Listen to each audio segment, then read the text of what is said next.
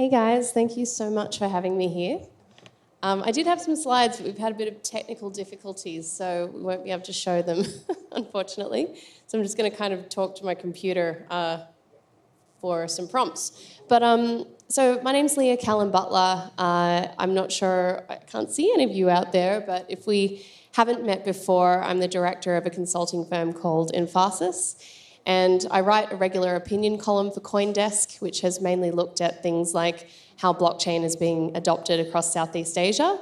And I was also the writer and narrator of a mini documentary called Play to Earn, which was all about the rise of NFT gaming in the Philippines. And we shot that back in January 2021. Show of hands, has anyone seen the documentary? Oh, I can see a couple of hands out there.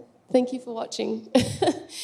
So I guess the thing that I wanted to chat to you about today is what's next. When we actually created this documentary, it was back in January 2021, and that really feels like a lifetime ago. A lot has changed. So I wanted to take you through a little bit of that journey and where I think the space is going next. So as I mentioned, we made this documentary. It was very well received in sort of around mid-2021. I've actually been based in the Philippines since 2018. Sorry, can I just ask, do we have a timer here so I can see that we've got 10 minutes left? It's just on 0 here. Sorry, guys. I don't want to bore you talking all day long. I'll just continue on. But yeah, I just can't keep track of how long I've got left. So this documentary, we released it in May 2021, and it was very well received. It was covered by the likes of CNBC.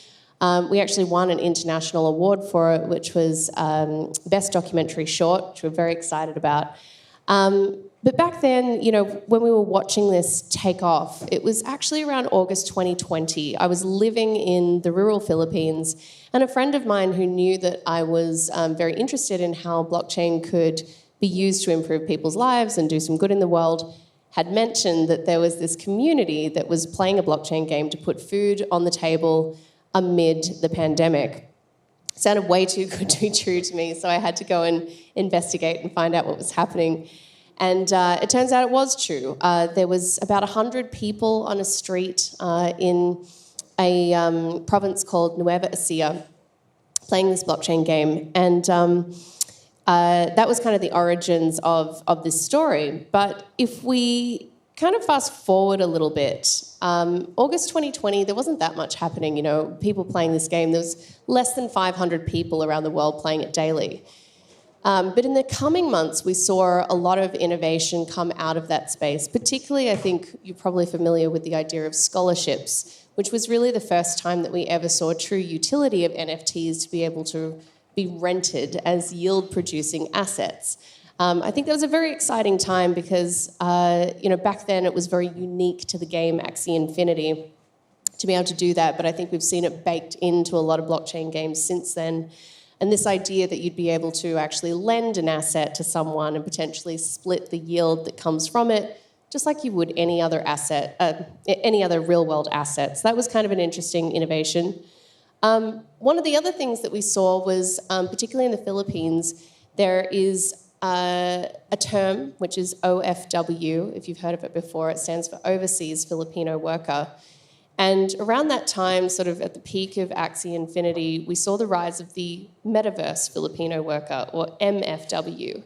And it really started to change people's ideas around, depending on where you were born or, the opportunities that are afforded to you based on the country that you live in.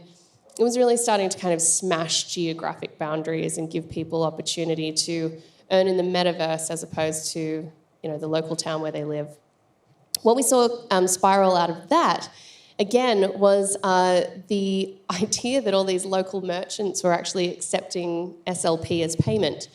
I remember back in 2017, 2018, around sort of like ICO season, that was kind of the holy grail of issuing a new token.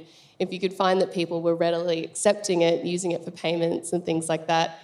We didn't really see that much of it. And here it was happening in the Philippines, all because of a game. I did a little bit of research just kind of pulling up merchants on Facebook, and I saw everything from, a baby's toy shop to a dermatologist and a dentist and a car repair place that were all accepting SLP as payment. So it was really just kind of seeing insane adoption in terms of this token. And if we fast forward again, if you're familiar with this space, you would know that it is quite difficult today to talk about the game in the same way. The token price, SLP, which is the main token that people are earning from this game in the Philippines and now all over the world, the price has been declining for some time. And it's interesting to watch because I think it's kind of thrown up a lot of questions around how do we actually build sustainable, healthy virtual economies where people can, potentially earn a decent living.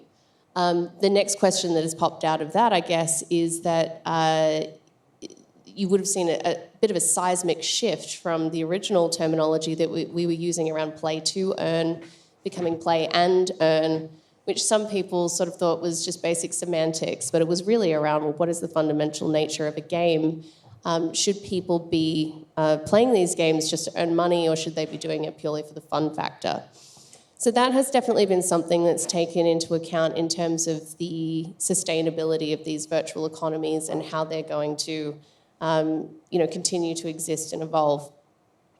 I think moving forward, personally, I'm actually really excited that we're going into a crypto winter. It's very tough for a lot of these games to build robust economies when they are, sort of battling against a lot of noise and hype and secondary market speculation. So I think this time will actually be much better for these games to be able to go in and sort of focus more on product and shipping something that people really love, whether it's a game that is focused on super high quality graphics and being up there with the best AAA games in the world like Illuvium, for example, or Star Atlas, or whether there's other games out there that are actually still sort of looking at more basic play to earn mechanics. I think there will definitely be space for all of them throughout the industry. Some of the other things that we've seen, just to give you a little bit of a local perspective too, I think from a lot of these players, in the Philippines we've seen issues pop up around regulatory concerns and potentially taxing of players, for example.